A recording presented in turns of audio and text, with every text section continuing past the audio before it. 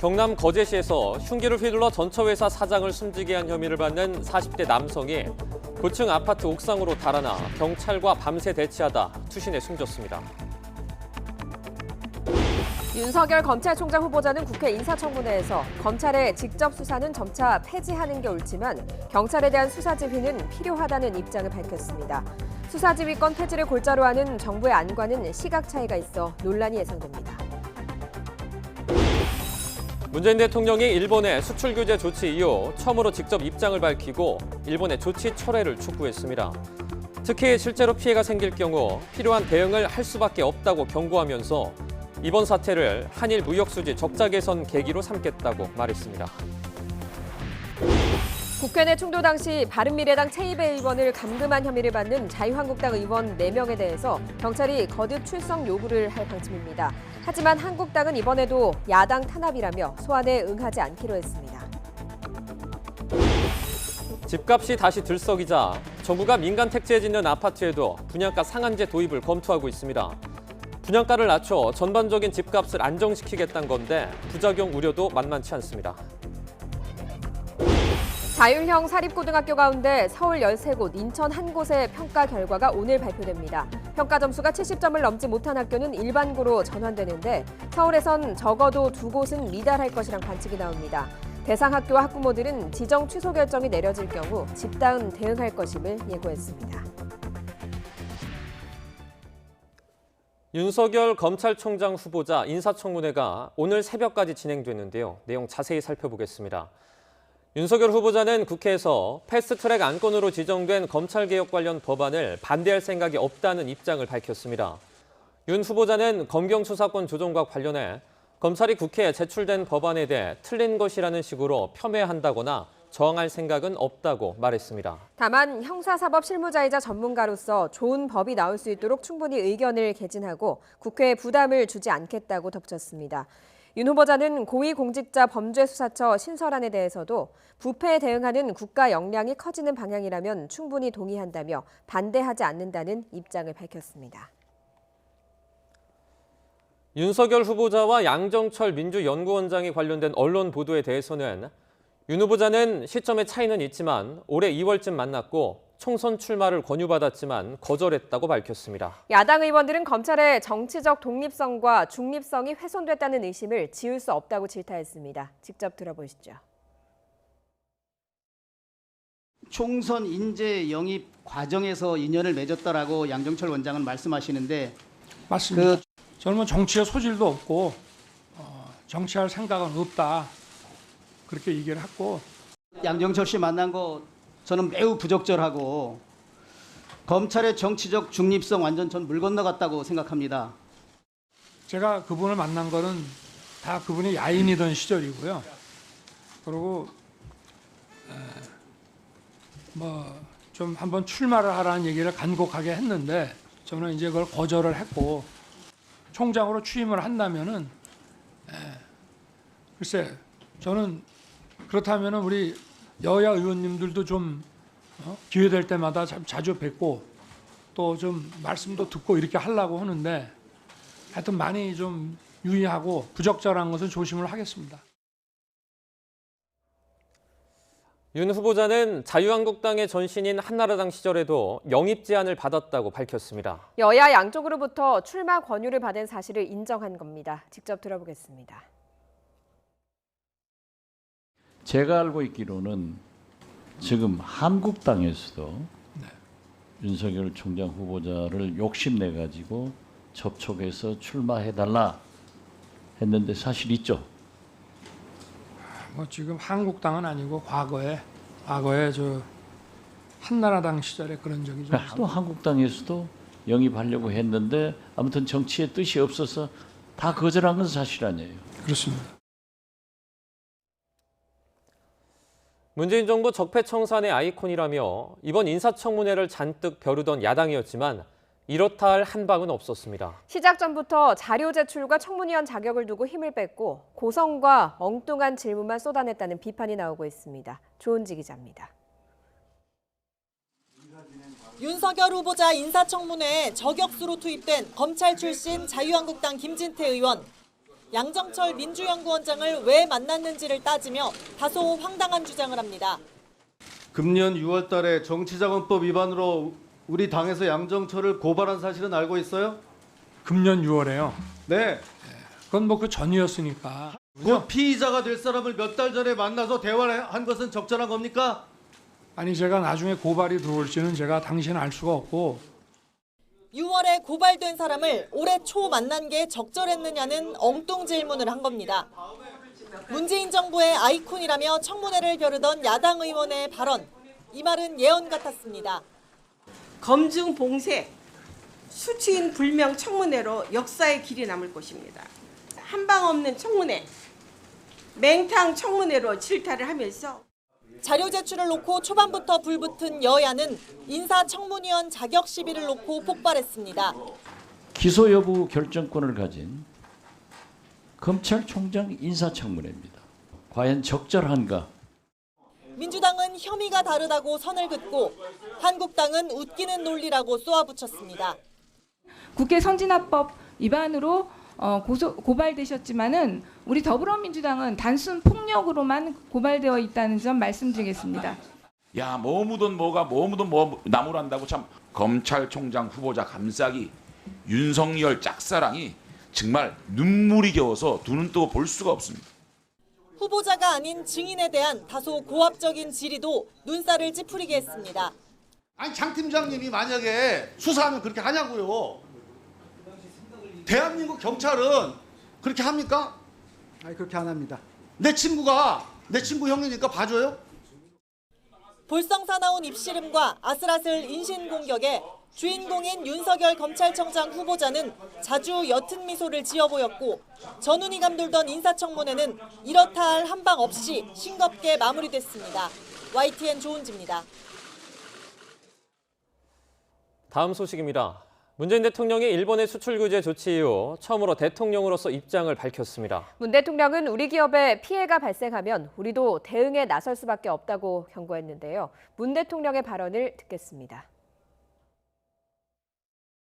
최근 일본의 무역 제한 조치에 따라 우리 기업의 생산 차질이 우려되고 전 세계 공급망이 위협을 받는 상황에 처했습니다.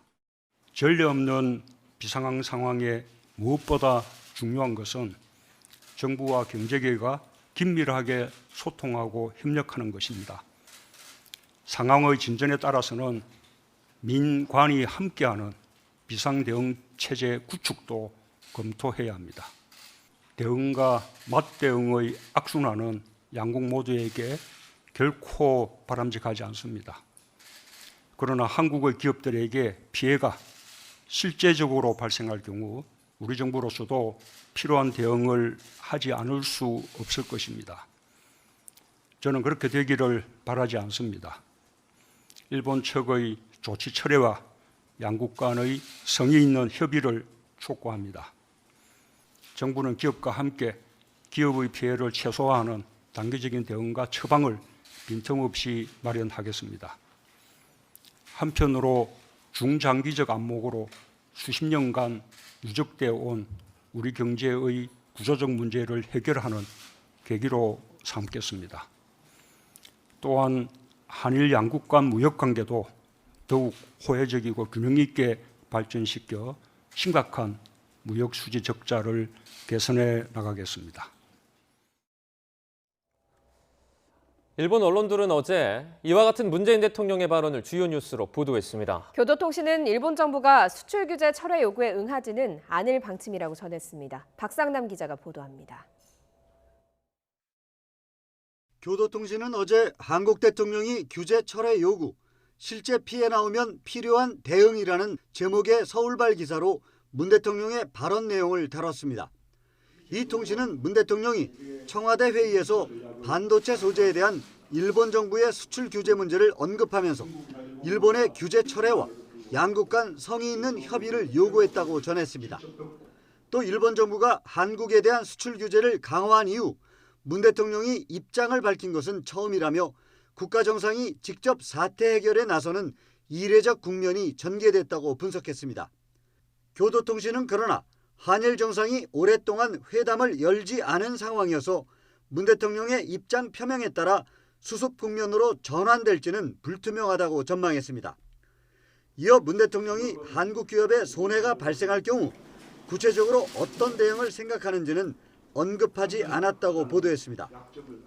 교도통신은 그러나 일본 정부가 문 대통령의 수출 규제 철회 요구에 응하지 않을 방침이라고 전했습니다.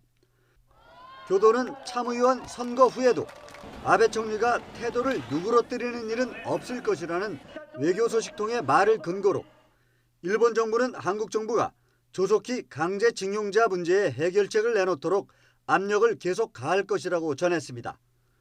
공영 NHK 방송도 문 대통령의 발언을 자세히 전하면서 문 대통령이 내일 대기업 총수들을 만나 향후 대응 방안을 모색할 예정이라고 덧붙였습니다. 요미우리와 마이니치, 아사히 등 신문 매체들도 인터넷판에서 문 대통령의 발언을 서울발 기사로 비중 있게 처리했습니다. YTN 박상남입니다. 나가미네 야스마사 주한 일본 대사가 일본의 수출 규제 조치는 단지 강제징용 배상 때문만은 아니라며 양국 간 신뢰관계가 무너진 탓이라고 밝혔습니다.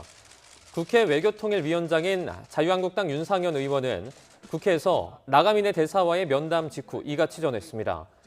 윤 의원은 나가미네 대사가 양국 신뢰관계가 훼손돼 소재 부품에 대한 수출 관리 규제를 엄격히 하는 차원이라고 설명했다고 말했습니다.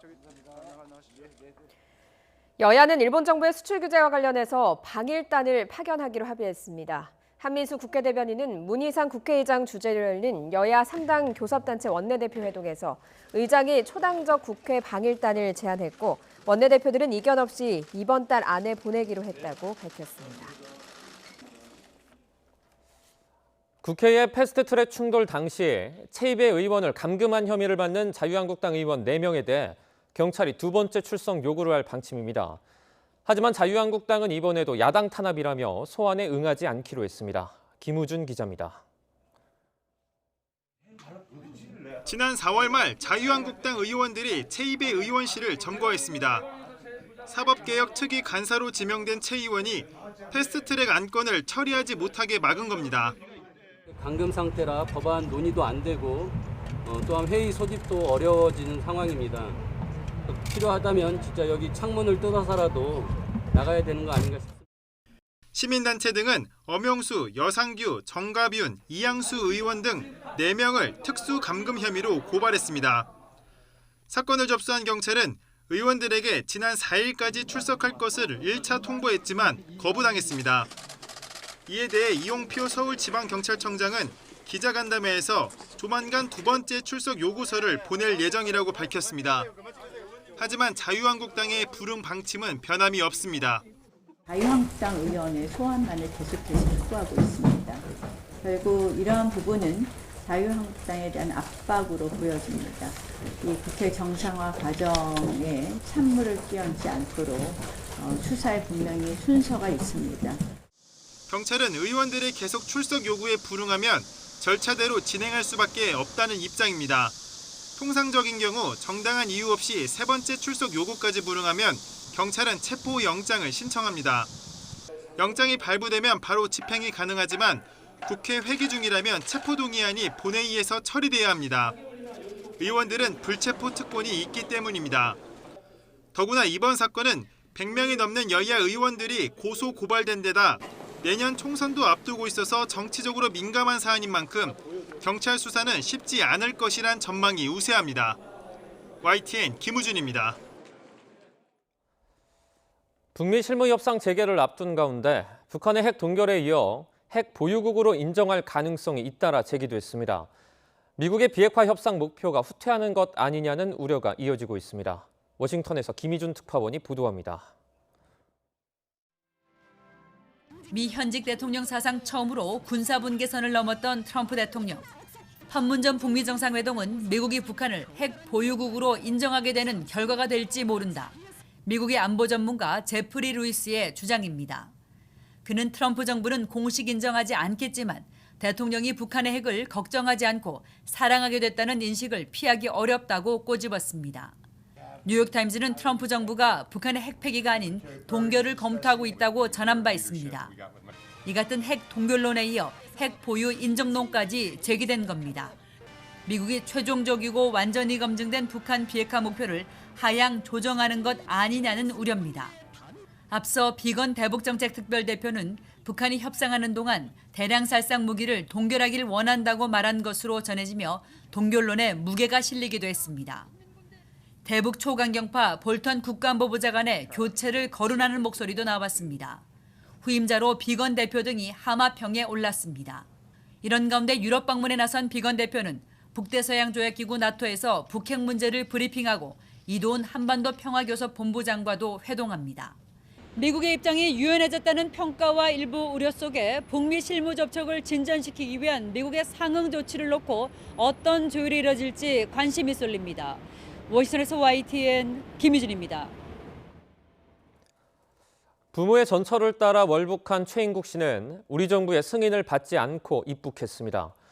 통일부는 거주 이전의 자유를 들어 제3국을 통한 월북을 막긴 어렵다고 인정했습니다. 김지선 기자입니다. 지난 1976년 미국으로 이민을 갔다 10년 후 부인과 함께 월북한 최덕신 전 외무장관. 박정희 대통령과의 정치적 갈등 속에 김일성 주석의 스승이었던 부친의 설득도 작용한 것으로 알려졌습니다. 우리 정부 최고위직 월북 인사로 이른바 남한판 황장엽으로 꼽히는데 최 전 장관 부부는 모두 북한의 혁명 열사릉에 안장됐습니다. 남한에 남아 어려움을 겪었을 둘째 아들 최인국 씨도 30여 년이 지나 부모의 전철을 밟았습니다. 선친들의 유해가 있는 공화국에 영주하기 위해서 평양에 도착했습니다. 문제는 도미했다가 북한으로 넘어간 최덕신, 류미영 부부와 달리 최 씨가 우리 국민이라는 점입니다. 최 씨는 과거 가족 만남, 장례 참석 등을 목적으로 12차례 방북했지만 이번엔 방북 신청을 하지 않았습니다. 공항에 북측 환영 인사들이 나오는 등 미리 계획된 입북으로 보이지만 정부는 사전에 인지하지 못한 것으로 파악됐습니다. 통일부는 거주 이전의 자유를 들어 제3국을 통한 불법 입북 실태 파악의 한계를 인정했습니다. 일일이 확인을 한다거나 그러지는 않고 있습니다. 따라서 어떤 국민들의 행적을 추적해서 월북 여부를 갖다가 확인한다든지 통계를 유지한다는 것은 실질적으로 어려움이 있고요. 승인을 받지 않은 방북은 국가보안법에 따라 10년 이하 징역형을 받게 되지만 최 씨가 북한에 남아있는 이상 처벌은 어렵습니다. YTN 김지선입니다. 김정은 북한 국무위원장의 여동생 김여정 당 선전선동부 제1부부장의 권력 서열이 급상승한 것으로 나타났습니다. 어제 열린 김일성 주석 25주기 중앙추모대회에서 김여정 부부장은 김정은 위원장 왼쪽 옆으로 4번째 주석단 자리에 앉았습니다. 주석단의 맨 앞줄에는 정치국 위원 이상 당정 간부와 국무위원들이 앉아 김 부부장의 위상 변화가 주목됩니다. 또 대미 외교를 이끄는 최선희 외무성 제1부상도 주석단 제일 앞줄 왼쪽에서 2번째 자리를 차지해 하노이 회담 이후 높아진 위상을 재확인했습니다. 네, 오늘 아침은 어제보다 푸른 하늘이 드러났습니다. 상쾌한 하늘의 기분은 좋지만 한낮의 볕이 얼마나 강할까 걱정이 되기도 하는데요. 어제 31도까지 오른 서울 낮 기온, 오늘은 33도까지 오르면서 어제보다 더 덥겠습니다. 오늘 어린이나 노약자는 한낮의 장시간 야외 활동은 피하시는 게 좋겠습니다. 또 오늘 오후 한때 남부 내륙에는 소나기가 예상되니까요. 이 지역에 계신 분들은 가방 속에 작은 우산 하나 챙기시기 바랍니다. 오늘 전남과 경남 내륙에 예상되는 소나기의 양은 5에서 20mm가 되겠습니다. 양은 많지 않지만 천둥과 번개를 동반하며 요란하게 내리는 곳이 있겠습니다. 낮 동안 중서부 지역은 구름만 가끔 지나며 33도 안팎의 폭염이 기승을 부리겠습니다. 서울 33도, 춘천과 대전 31도, 부산 26도로 어제와 비슷하거나 조금 더 높겠습니다. 30도를 웃도는 폭염은 내일 전국에 장맛비가 내리면서 누그러지겠습니다. 비는 내일 새벽 제주도를 시작으로 오전에 남부지방, 오후에는 중부지방으로 확대하겠는데요. 특히 동해안과 제주 산간에는 벼락과 돌풍을 동반한 국지성 호우가 쏟아질 것으로 보이니까요.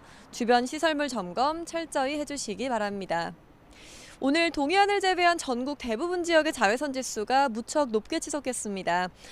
자외선은 눈에도 무척 해로운 거 아시죠? 항상 자외선 차단제 꼼꼼히 바르시고 선글라스 꼭 챙겨 다니시기 바랍니다. 지금까지 YTN 야외 스튜디오에서 박현실입니다. 오늘 새벽 3시 40분쯤 경남 통영시 매물도 남동방 22km 해상에서 8.55톤 통발어선 한 척이 전복됐습니다. 어선에는 모두 6명이 탄 것으로 파악됐는데 통영해양경찰서는 새벽 4시 50분쯤 5명을 먼저 구조한 뒤 새벽 5시 40분쯤 선체 안에서 1명을 마저 구조했습니다. 앞서 구조된 5명은 건강 상태가 양호한 것으로 알려졌지만 마지막에 구조된 선원은 호흡이 없어서 근처 병원으로 옮겨졌습니다. 베트남 출신 아내를 아이가 보는 앞에서 무차별 폭행한 30대 남편이 구속됐습니다. 공개된 영상 충격적이었죠. 비난 여론이 거세지면서 가해 남편을 엄하게 처벌해달라는 국민청원도 올라왔습니다. 김범한 기자입니다. 몸에 마치 폭력배처럼 문신하고 아내를 3시간 동안 폭행한 36살 김모 씨. 김 씨는 영장 실질 심사를 받으러 출석하면서 죄송하다고 고개를 숙였습니다. 죄송하다는 말밖에 없네요. 여기 베트남 있을 때 영상통화도 해갖고 저 출근하라고 그런 말도 하고 농담도 하고 지인들한테 그런 걸 하다면 여성분인 그 배우자인데 한국 오자마자 나는 한국말 모른다. 김 씨는 지난 4일 밤 2살 배기 아들 앞에서 말이 서툴고 배달 음식이 오는데 모국 음식을 했다는 이유로 아내를 무차별 폭행한 혐의를 받고 있습니다.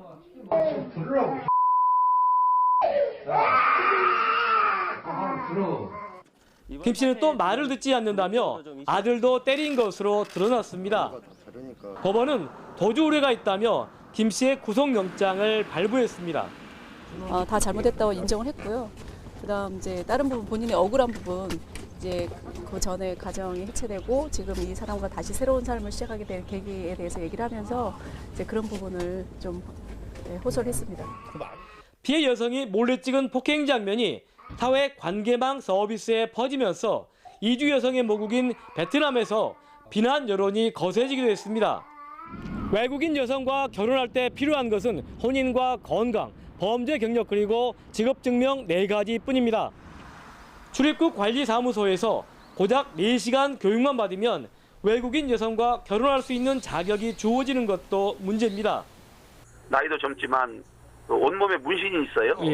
아주 그 조폭들이나 하는 문신 같은 거. 이런 것을 사전에 알려주지 않을 수도 있어요. 청와대 누리집에는 이주 여성을 마구 폭행한 김 씨를 엄벌해달라는 국민청원까지 등장했습니다. YTN 김범환입니다. 민가뮨 경찰청장은 베트남 여성 폭행 사건과 관련해서 베트남 공안 당국에 유감을 표하고 철저한 수사를 약속했습니다. 민 청장은 경찰청에서 베트남 공안부 대표단과 가진 회담에서 이번 사건이 양국의 관계를 소원하게 하는 일이 없도록 하겠다며 이같이 밝혔습니다. 이에 대해 또람 베트남 공안부 장관은 앞으로 두 나라의 교류 관계와 양국 국민 안전을 위한 두 기관의 협력이 더 적극적으로 발전할 수 있기를 바란다고 답했습니다. 베트남 언론들은 이번 폭행 사건을 연일 앞다퉈 보도했습니다. 일간 또이제 등 현지 언론은 어제 가해자인 남편이 구속됐다는 소식을 잇따라 보도했습니다. 그러면서 한국에서도 베트남 이주 여성에 대한 폭행 사건이 사회적 공분을 사고 있다며 한국에서 보도된 관련 뉴스의 댓글을 상세히 전하기도 했습니다.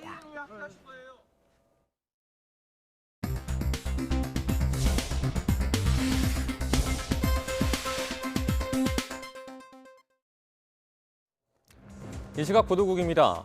본격적인 의사일정에 돌입한 국회가 오늘부터 사흘 동안 대정부 질문을 벌입니다. 오늘 정치, 외교, 통일, 안보 분야에 대한 대정부 질문에서는 최근 일본의 수출 규제 조치에 대한 우리 정부의 대응 방안과 지난달 판문점 남북미 정상회동 이후 북한 비핵화 협상에 대한 질의가 집중될 것으로 전망됩니다.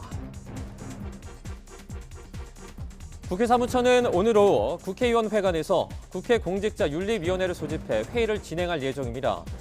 회의에서는 앞서 YTN 데이터 저널리즘 팀이 지적한 주식 백지 신탁제도 위반자에 대한 징계와 처벌 기준 마련 등에 대한 안건을 논의할 것으로 알려졌습니다. 문재인 대통령이 오늘 오후 청와대에서 공정경제 성과 보고대회를 주재합니다.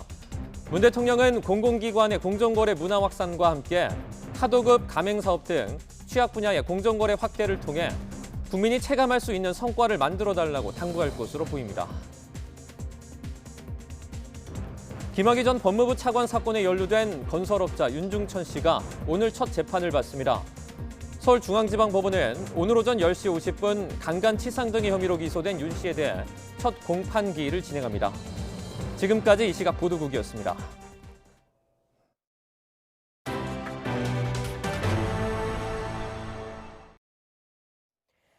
지난주 서울 아파트값이 34주 만에 상승 전환하는 등 집값이 다시 들썩이자 정부가 민간 택지에 짓는 아파트에도 분양가 상한제를 도입하겠다는 새로운 카드를 꺼내들었습니다. 분양가를 낮춰서 전반적인 집값을 안정시키겠다는 의미인데 부작용 우려도 만만치 않습니다. 이하린 기자입니다. 서울 송파구의 대표적인 재건축 단지입니다. 지난 3월 16억 원에 팔렸던 76.5제곱미터가 최근 19억 원이 훌쩍 넘는 가격에 거래됐습니다. 지난해 9.13 대책 직전 시세를 넘어선 겁니다. 강남 집값이 들썩이자 주택도시보증공사 허그가 최근 고분양가 심사 기준을 강화했는데 이번엔 이 기준을 피하기 위해 재건축 단지들이 허그의 분양 심사를 거치지 않아도 되는 후분양을 선택하기 시작했습니다. 이따른 대책에도 꿈틀대는 집값을 잡기 어렵다고 판단한 정부가 새롭게 내민 카드는 민간 택지 아파트에도 분양가 상한제를 시행하는 겁니다. 무주택 서민들이 부담하기에는 지금의 분양가가 상당히 높은 것이 사실입니다. 그래서 민간 택지의 경우에 있어서도 분양가 상한제를 도입하는 것을 검토할 때가 되지 않았나. 분양가 상한제는 토지비에 정부가 정한 기본형 건축비를 더해 분양가를 정하는 제도로 현재 공공택지 아파트에만 적용되고 있습니다. 참여정부 때 민간 아파트에도 적용된 적이 있지만 주택공급 위축이나 아파트 품질 저하, 건설업계 반발 등의 이유로 지난 2014년 이후 사실상 폐지됐습니다. 이 제도로 분양가가 낮아지면 재건축, 재개발 수익성이 떨어져 투자 수요가 줄고 전반적인 시장도 안정될 거라는 게 정부의 판단입니다. 하지만 과거와 비슷한 부작용이 재현될 수 있다는 우려의 목소리도 적지 않습니다. 규제를 피하려는 건설사가 단기에 밀어내기 공급을 할 수도 있는데요. 다만 중장기적으로는 공급 확대 효과와 집값 안정 효과는 제한적이라고 판단됩니다. 또 재건축과 재개발은 정비 사업이 아니라면 서울의 공급원이 다양하지 않기 때문에 정부는 시장 충격 등을 면밀히 검토해 이르면 이번 달 안에 이런 내용이 포함된 주택법 시행령 개정안을 발의할 계획입니다. YTN 이하린입니다. 최저임금위원회는 오늘부터 11일까지 사흘 연속 전원회의를 열어서 내년도 최저임금 금액을 의결할 예정입니다. 앞서 노동계는 최저임금 최초 요구안으로 19.8% 오른 10,000원을, 경영계는 4.2% 삭감한 8,000원을 제출한 상태입니다. 박준식 최저임금위원장은 지난 4일 9차 전원회의에서 노사 양측의 최저 요구안의 수정안을 요청했지만 노사가 각자 기대 수준을 크게 낮추는 수정안을 내놓을 가능성은 작습니다. 실업자의 구직활동을 지원하기 위해서 주는 구직급여 지급액이 지난달 7천억 원 아래로 수준으로 떨어졌습니다. 고용노동부는 지난달 구직급여 지급액은 6,816억 원으로 지난해 같은 달보다 21% 증가했다고 밝혔습니다. 구직급여 지급액은 지난 4월 이후 2달 연속 7천억 원을 넘은 뒤 지난달 다시 7천억 원 아래로 떨어졌습니다. 노조 출범 61년 만에 총파업을 예고했던 전국 우정노조가 중재안에 합의하고 총파업을 하지 않기로 최종 결정했습니다. 우정노조는 어제 집행부 회의를 거쳐서 서울 광화문 우체국에서 기자회견을 열고 우정사업본부와 합의하고 투쟁을 종료하기로 했다며 오늘로 예정됐던 총파업을 철회하기로 했다고 밝혔습니다. 특히 정부에서도 앞으로 과로사와 관련해 적극적으로 개선해 나가겠다고 약속했고 파업했을 때 국민의 불편이 클 것으로 보여서 총파업을 철회하기로 했다고 전했습니다. 서울의 자유령 사립고, 자사고 13곳과 인천 한 곳의 재지정 평가 결과가 오늘 발표됩니다. 평가 점수가 70점을 넘지 못한 학교는 일반고로 전환되는데 몇 곳이 지정 취소 결정이 날지 관심이 쏠립니다. 김종균 기자입니다. 서울시 교육청이 오전 11시 자사고 재지정 평가 결과를 발표합니다. 대상 학교는 경희, 세화, 숭문, 중앙, 하나, 한가람, 이대부고 등 13곳입니다. 이들 중 최소 2곳 이상은 기준 점수인 70점을 넘지 못할 것이란 관측이 우세합니다. 교육청은 점수 미달 학교를 대상으로 청문 절차를 밟습니다. 이후 해당 학교에 자사고 지정 취소 결정에 동의해 줄 것을 교육부에 요청하게 됩니다. 교육부 장관이 동의하면 해당 학교는 내년부터 일반고로 전환됩니다. 하지만 반발이 거셀 것으로 보입니다. 이미 서울 자사고는 지정 취소 결정이 내려지면 학교별로 법적 대응을 하겠다고 밝힌 상황입니다. 자사고 학부모들도 집단 대응을 예고했습니다. 모든 학교, 졸업, 동문, 유관, 기반 단체들과 연대해서 기필코 이를 저지할 것이다. 인천의 포스코고도 오늘 재지정 평가 결과가 나옵니다. 서울과 인천을 끝으로 올해 재지정 대상 자사고 24곳의 평가는 모두 마무리됩니다. 현재까지 전주 상산고와 경기 안산 동산고, 부산 해운대고 등 3곳이 재지정에서 탈락했습니다. 이제 공은 완전히 교육부로 넘어갑니다. 평가의 기준을 정하고 평가하는 권한은 교육감님들께 있습니다. 최종 이 자사고를 유지할 것인지 이제 취소할 것인지의 그 동의 여부가 교육부에 있는 것이죠.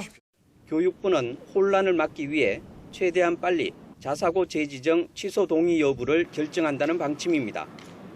YTN 김종균입니다. 특성화고 학생들이 마스크 없이 납땜 실습을 한다며 환경 개선을 촉구하고 나서자 교육부가 실태 조사를 벌이기로 했습니다. 교육부는 이달 특성화고 마이스터고 등 전체 직업계 고등학교를 대상으로 실태 점검을 하겠다고 밝혔습니다. 사립 유치원장들이 국가관리 회계 시스템 에듀파인 사용을 강제한 교육부령에 반발해 집행정지를 신청했지만 받아들여지지 않았습니다. 서울행정법원은 대형 사립 유치원 원장 167명이 교육부 장관을 상대로 낸 에듀파인 사용 집행정지 신청을 기각했습니다. 충남 청양 지역 수돗물에서 우라늄이 기준치를 초과해서 검출된 것과 관련해서 주민들이 여전히 불안감을 떨치지 못하고 있습니다. 충남도가 추가 수질 검사를 진행하고 대책을 내놨지만 이번에도 주민들에게는 제대로 된 정보가 제공되지 않았습니다. 이상곤 기자입니다. 올해 초 3개월 동안 수돗물에서 기준치 이상의 우라늄이 검출된 충남 청양 정산정수장.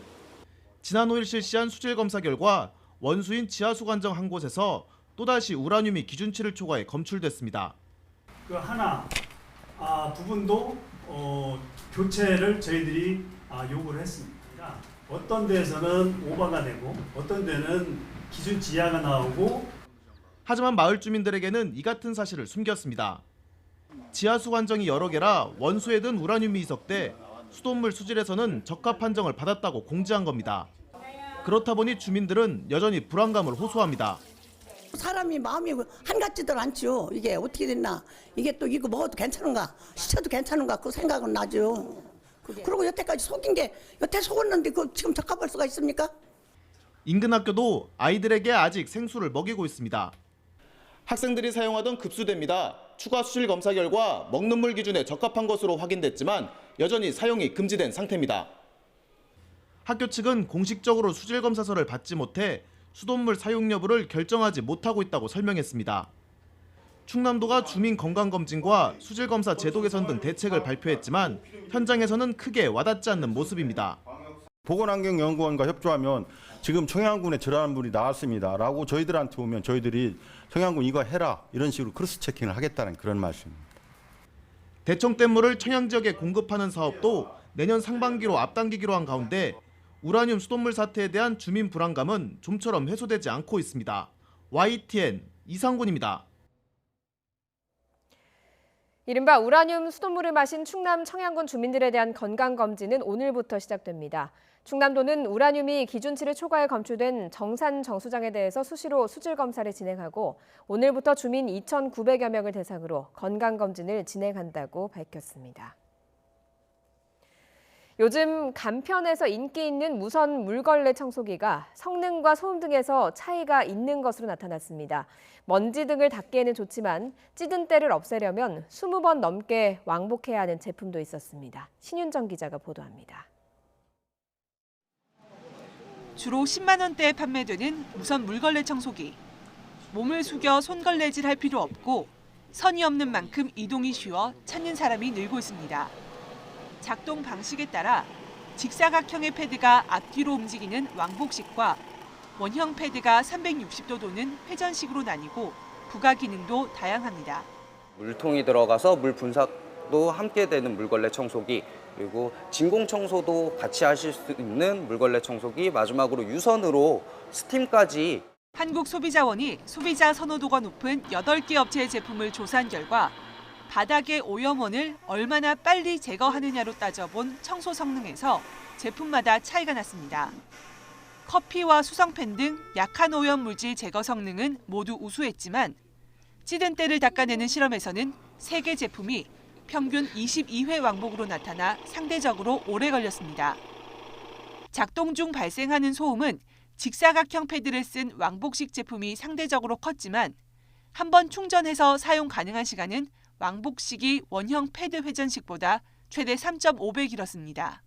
왕복식 제품은 회전식 제품에 비해서 사용 시간이 긴다는 장점이 있었으나 소음이 상대적으로 컸고 찌드는 오염원 정도에서는 그 청소 성능이 상대적으로 떨어지는 것으로 나타났습니다. 직사각형 패드는 구성 모서리까지 닿는다는 장점 등이 있는 만큼 사용 환경에 따라 제품의 특징을 비교해서 선택해야 할 것으로 보입니다. 소비자원은 모든 제품이 안전성과 배터리 내구성에서는 이상이 없다며 자세한 결과는 행복드림 사이트에서 확인할 수 있다고 밝혔습니다. YTN 신윤정입니다. 기초과학연구원 IBS 감사부가 내부 비리 제보자를 오히려 협박하면서 사건 은폐를 시도했다는 소식 어제 보도해드렸습니다. 이에 반해서 노조 조합원이 관련된 사안에 대해서는 과잉이다 싶을 정도로 감사를 진행했다고 노조 측이 반발하고 있습니다. IBS 감사부의 두 얼굴 이성규 기자가 단독 취재했습니다. 지난해 말 IBS 부설 수리과학연구소에서 수학 관련 행사를 주관했던 연구원 A씨. 특정 용역업체에 특혜를 줬다는 투서가 접수되면서 1월부터 5월까지 IBS 특별감사에 시달려야 했습니다. A씨는 감사부가 투서 내용을 기정사실로 단정짓고 자신을 범죄자 취급했다고 강조했습니다. 투서자가 다시 IBS를 가가지고 너네 쪽에서 정보가 샜으니 이 수사를 어떻게 되는지 내가 지켜보겠다, 다 신고해버리겠다 이렇게 해서 그쪽에서 잡아서 쫓아라 이렇게 돼서 크게 사건이 커지게 된 걸로 알고 있습니다. 넉 달 넘게 감사를 받은 A씨는 결국 정신불안 등으로 외상후 스트레스 장애 진단을 받았고 병원에 입원해야 했습니다. 감사 결과는 중징계 처분이 나왔고 A씨는 결백을 주장하며 이의 신청을 낸 상태입니다. 특혜를 주기 위해서는 어떤 특정 업체에다가 미리 정보를 다 주고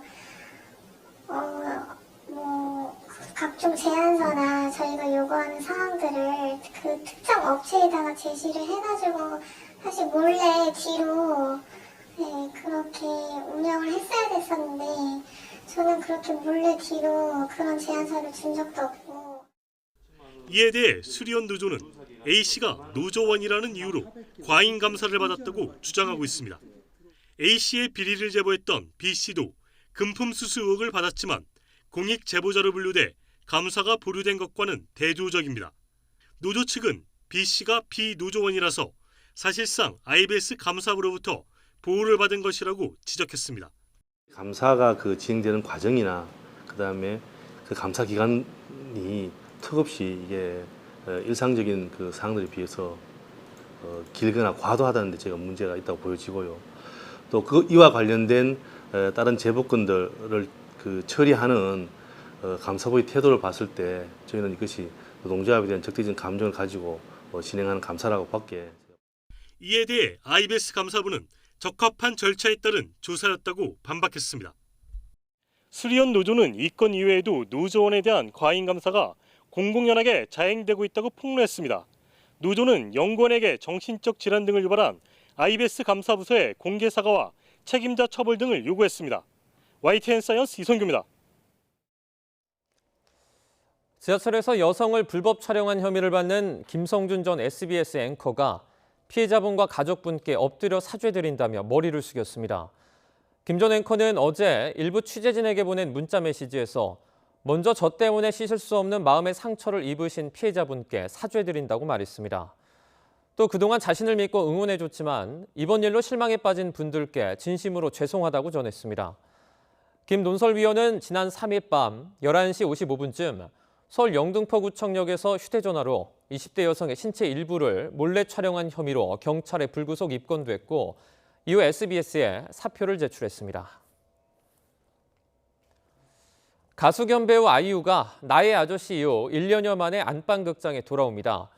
아이유는 오는 13일에 선보이는 TVN의 주말 드라마 호텔 델루나에서 괴팍한 호텔 사장 장만원 역할을 맡았는데요. 아이유의 말 직접 들어보시죠.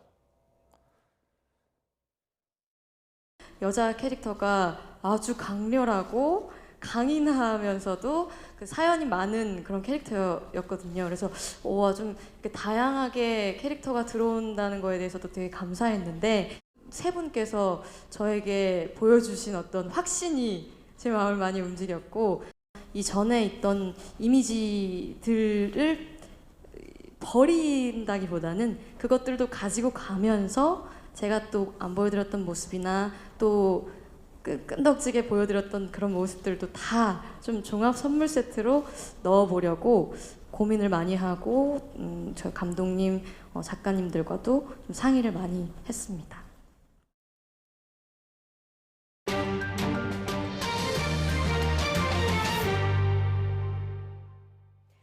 당국의 허가 없이 220만 달러, 약 26억 원을 들고 캄보디아에 입국하려던 한국인 남성 2명이 현지 경찰에 체포됐습니다.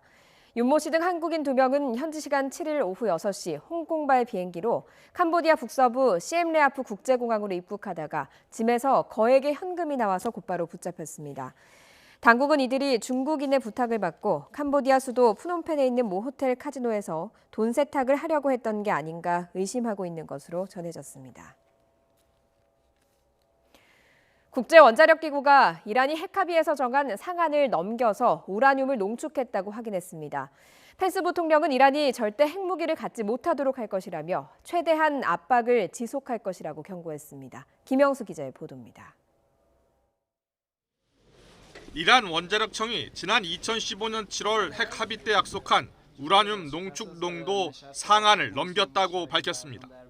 미국의 일방적인 핵합의 탈퇴에 대응해 우라늄 농도를 4.5% 이상으로 높였다는 겁니다. 이란은 나아가 유럽이 핵합의를 제대로 이행하지 않으면 농축 농도를 20% 이상 높이겠다고 경고했습니다. بله گزینه 20% هست گزینه‌های بالاتر از اون هست اینها همش منتها هر کدوم در جای خودش 실제로 이란은 핵합의 타결 이전 20%까지 우라늄을 농축했습니다. 농축 농도가 90%까지 높아지면 핵무기 원료로 사용될 수 있습니다. 국제원자력기구 IAEA도 실제로 이란이 핵합의 제한을 넘겨 우라늄을 농축했다고 확인했습니다. 미국은 이란에 강력한 경고장을 날렸습니다. 펜스 부통령은 미국이 참고 있는 것을 결단력 부족으로 착각하지 말라고 경고했습니다. Let me be clear. Iran should not confuse American restraint with a lack of American resolve. 그러면서 미국은 이란이 핵무기를 절대 갖지 못하도록 할 것이며 제재도 계속 유지할 것이라고 강조했습니다. 이란이 핵무기 개발의 신호탄이라고 할 수 있는 우라늄 농축을 강화하기 시작하면서 미국과 이란 간 긴장은 한층 더 높아질 전망입니다. YTN 김영수입니다. 현직 주미 영국 대사가 트럼프 대통령 행정부를 서툴고 무능하며 불안정하다고 묘사한 보고서가 언론에 유출된 경위에 대해서 영국 정부가 자체 조사에 나섰다고 DPA 통신 등이 보도했습니다. 영국 외무부 대변인은 DPA에 공식적인 유출 조사에 착수할 예정이라고 밝혔습니다. 제러미 헌트 영국 외무장관은 영국의 외교 네트워크가 제대로 기능하려면 솔직한 의견을 교환할 수 있어야 한다는 점에서 이번 유출은 매우 우려스럽다면서 어떻게 이 같은 일이 벌어졌는지 알아내야 한다고 강조했습니다. 아침 하늘은 쾌청하지만 오늘까지 중서부 지역의 폭염에 대비가 필요하겠습니다. 여전히 수도권과 영서, 충청 지역 폭염주의보가 내려져 있는 가운데 낮 동안 기온이 크게 오르겠습니다. 어제 서울 낮 기온은 31도였지만 오늘 낮 기온은 33도까지 올라서 어제보다 덥겠습니다. 동풍이 부는 동해안 지역도 오늘 25도를 밑돌면서 더위가 쉬어갈 것으로 보입니다. 현재 위성 모습입니다. 내륙 지역은 맑지만 동풍의 영향으로 동해안 지역에 약하게 비가 오고 있는데요. 오늘 아침까지 이들 지역은 5mm 안팎의 비가 이어지겠습니다. 오후에는 대기가 불안정해지면서 전남과 경남 내륙 지역에 5에서 20mm의 소나기가 오겠고요. 천둥과 번개를 동반하는 곳도 있겠습니다. 중서부 지역은 종일 구름만 많이 끼겠습니다. 낮 기온은 중부를 중심으로 어제보다 1, 2도가량 높겠습니다. 서울 33도, 춘천과 대전 31도, 광주 29도가 예상됩니다. 내일과 모레는 전국에 장맛비가 내리면서 폭염의 기세가 누그러지겠습니다. 특히 영동과 영남, 제주를 중심으로 집중 호우가 쏟아질 것으로 보입니다. 이렇게 비가 흠뻑 내리면서 내일 서울 낮 기온은 28도로 30도를 밑돌겠습니다. 날씨 정보였습니다. 화요일 아침 굿모닝 YTN 마칩니다. 저희는 내일 아침에 뵙겠습니다. 고맙습니다.